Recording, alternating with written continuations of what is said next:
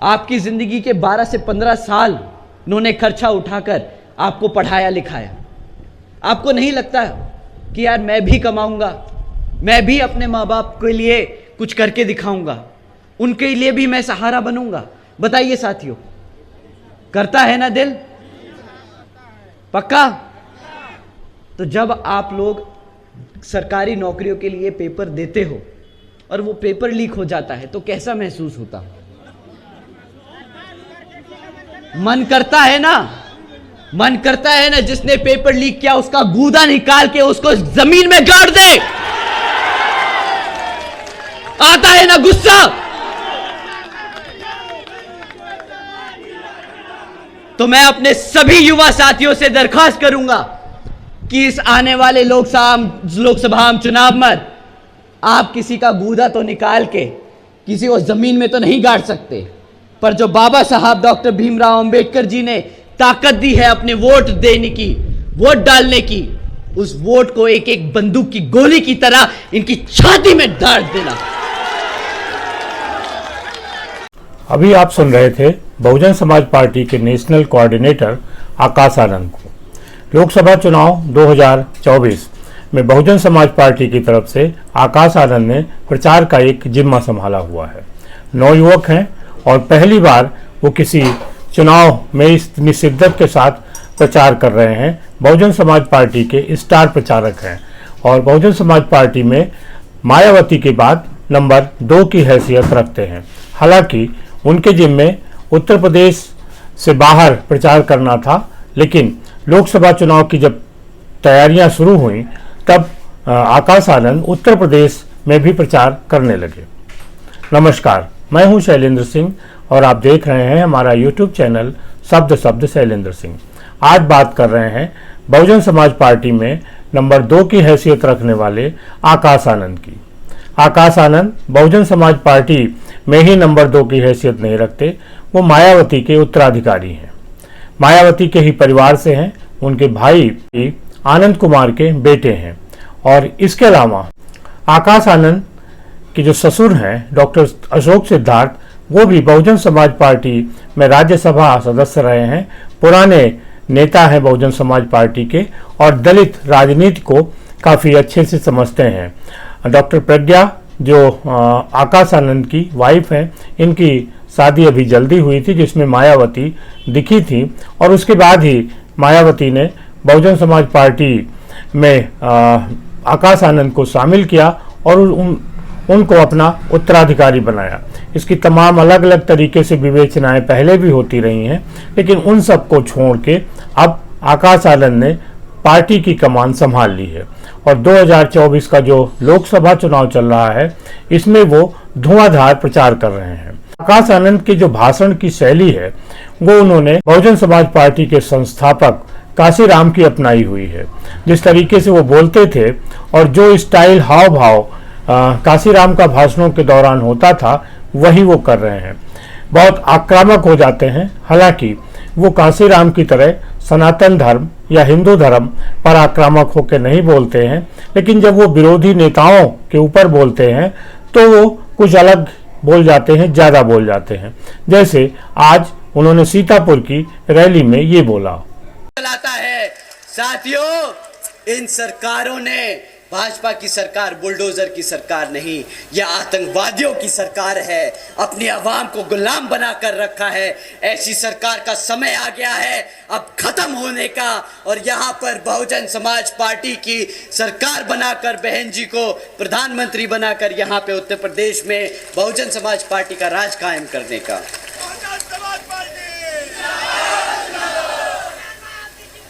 साथियों, अगर हमारी बात थोड़ी ज़्यादा छुप गई हो और इलेक्शन कमीशन को लगे कि हमें तालिबान नहीं बोलना चाहिए था या भाजपा को आतंकवादी नहीं बोलना चाहिए था, तो हम उनसे दरख्वास्त करेंगे कि यहाँ उतर के आके देखें और गांव-गांव में घूमें और पता करें कि यहाँ के जो बहन बेटियाँ हैं, जो हमारे युवा हैं, वो किस हालत में जी रहे हैं। वो खुद समझ जाएंगे कि जो हमने कहा वो गलत नहीं, वो सत्य है, वो सच है, वो हमारी आवाम आज जी रही है। साथियों, रोजगार पर एक और टिप्पणी करी थी आदरणीय प्रधानमंत्री जी ने। उन्होंने कहा था कि भाई सरकारी नौकरियां नहीं है तो क्या हुआ, सरकारी नौकरियां नहीं है तो क्या हुआ, भाई पकोड़े तो तल रहा है ना, वो भी तो रोजगार है। अब आप ही बताइए, इतनी पढ़ाई लिखाई कराकर अपने बच्चे को आप पकोड़ा तलवाएंगे क्या? बहुजन समाज पढ़ा लिखा समाज है, वो पकोड़े तलने के लिए नहीं पैदा हुआ है। वो यहाँ अपने भारत की संविधान के आधार पर चलकर अपने भारत को आगे बढ़ाने का काम करेगा। सीतापुर की रैली में जिस तरीके से आकाश आनंद ने अपना भाषण दिया, उसे प्रशासन ने सही नहीं माना और उनके खिलाफ एक मुकदमा हो गया।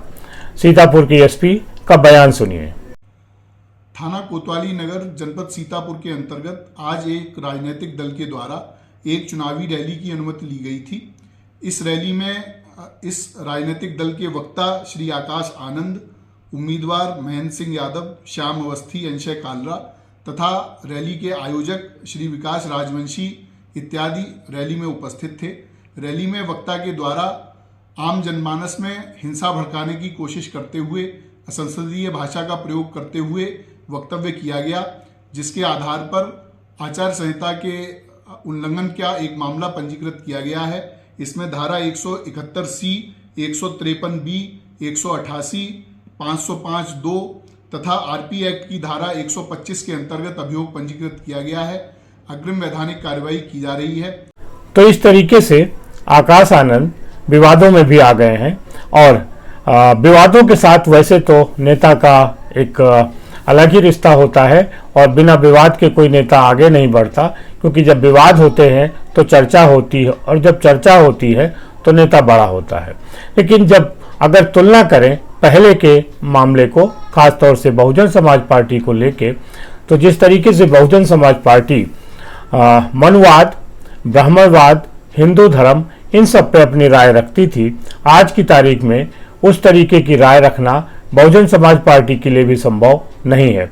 आकाश आनंद हिंदू धर्म को लेके उस तरीके की बातें नहीं कर सकते जैसे पहले दलित आंदोलनों के दौरान कही जाती थी, चाहे वो नौटंकी के रूप में हो, नाटकों के रूप में हो या बाद में सीडी के रूप में आगे बढ़ाई गई थी। बामसेन जिस तरीके से बात करता था अपने दलित वर्ग को आंदोलित करने के लिए, शायद उसी तरीके से दलित वर्ग को आंदोलित करने के लिए आकाश आनंद भी बोल रहे हैं। लेकिन चूंकि वो हिंदू धर्म और सनातन मनवाद इन पे नहीं बोल सकते, लिहाजा उन्होंने विरोधी नेताओं को लिया है और विरोधी नेताओं पर बोलते बोलते आकाश आनंद आतंकवाद, अलगाववाद और इन सारे बहुत सारे ऐसे शब्दों पे चले जाते हैं जो प्रशासन की नज़र से सही नहीं है। प्रशासन को एक मौका मिल जाता है और आकाश आनंद एक तरीके से विवादों के घेरे में आ गए हैं।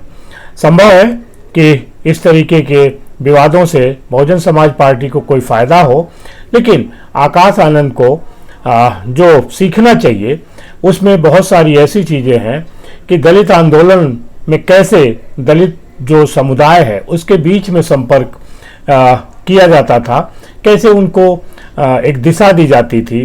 जैसे जब दलित आंदोलन नहीं था और तो कई बार ये होता था कि वोट कैप्चर हो जाते थे, उन लोगों को वोट डालने नहीं दिया जाता था। लेकिन बाद में जब दलित आंदोलन हुआ तो ये समझाया गया आप वोट देने के लिए कहिए किसी को भी, लेकिन जब आप पोलिंग बूथ पे जाएं, जब आपको बैलेट बॉक्स पर मोहर लगानी हो, तब आप बहुजन समाज पार्टी के चुनाव चिन्ह पर ही मोहर लगाएं, जिससे कि आपको बाहर किसी तरीके की दुश्मनी, किसी तरीके की परेशानी झेलनी न पड़े। उसका ही असर है कि बहुजन समाज पार्टी का जो वोटर है वो अपने चुनाव चिन्ह पर ही ध्यान देता है। उसे उस आदमी का कोई लेना देना नहीं होता है कि कौन उम्मीदवार वहाँ पर है। मायावती की ताकत यही थी कि बहुजन समाज पार्टी के जो वोट हैं उनको वो ट्रांसफ़र करा ले जाती हैं। लेकिन 2019 में जब समाजवादी पार्टी के साथ गठबंधन हुआ तो ये वोट ट्रांसफ़र नहीं हुआ, लिहाजा समाजवादी पार्टी और बहुजन समाज पार्टी का गठबंधन टूट गया और जिसका नतीजा ये हुआ कि 2024 का चुनाव हो या 2022 का विधानसभा चुनाव, वहां बसपा और सपा के साथ कोई गठबंधन नहीं हो सका। लोकसभा चुनाव में उत्तर प्रदेश में तुलनात्मक संघर्ष है, जिसमें एक तरफ भाजपा है यानी एनडीए है, दूसरी तरफ समाजवादी पार्टी कांग्रेस है जो इंडिया गठबंधन के साथ है, और तीसरी तरफ मायावती है। मायावती को ये माना जा रहा है कि जिधर वो जितना नुकसान कर लेंगी वो हार के पास पहुंच जाएगा और दूसरी पार्टी को लाभ होगा। समाजवादी पार्टी हर बार बहुजन समाज पार्टी को भाजपा की बी टीम कह रही है। आकाश आनंद शायद उस ठप्पे से पार्टी को मुक्ति दिलाना चाहते हैं, लिहाजा वो भाजपा सरकार, योगी, प्रधानमंत्री नरेंद्र मोदी, इन सब पे कुछ इस तरह बोलने लगे जिससे कि लोगों में लगे कि नहीं, बहुजन समाज पार्टी किसी भी सूरत में भाजपा की बी टीम नहीं है। शायद इसी वजह से ये स्थितियां हुई हों। लेकिन आकाश आनंद को अभी राजनीति में बहुत सीखना है। चुनाव दर चुनाव वो सीखेंगे। वो कहते भी हैं कि वो बहन जी के पदचिन्हों पर चल रहे हैं और बहन जी से बहुत सारी चीज़ें सीख रहे हैं। आज के समय में विवाद बहुत फायदेमंद नहीं होते हैं, क्योंकि कई बार विवाद गले पड़ जाते हैं और उसके नतीजे बहुत खतरनाक होते हैं। लिहाजा कुछ भी बोलने से पहले बचना चाहिए और समझना चाहिए कि इसका दूरगामी परिणाम क्या होगा। आकाश आनंद इस लोकसभा चुनाव का उभरता हुआ चेहरा है और आने वाले जो विधानसभा चुनाव होंगे उसमें उनको और देखा जा पाएगा। उनकी भूमिका देखने को मिलेगी कि वो भाषण से अलग क्या करते हैं पार्टी के लिए। इस चुनाव में बहुजन समाज पार्टी का जो प्रदर्शन होगा उस पर ही 2027 में उत्तर प्रदेश के विधानसभा चुनाव में ये तय होगा कि बहुजन समाज पार्टी किस तरीके की राजनीति कर पाएगी। बहुजन समाज पार्टी को लगता है कि किसी भी सूरत में वो नंबर 2 की स्थिति हासिल कर ले, जिससे कि जो मुस्लिम वोट बैंक है वो समाजवादी पार्टी से हटके उसको मिले। और जिस दिन बहुजन समाज पार्टी को ये सफलता मिल गई, निश्चित तौर पे वो नंबर 2 की पार्टी हो जाएगी। फिलहाल अभी उसे भी इम्तहान देना है और इसका परिणाम 4 जून को आएगा। शुक्रिया, धन्यवाद।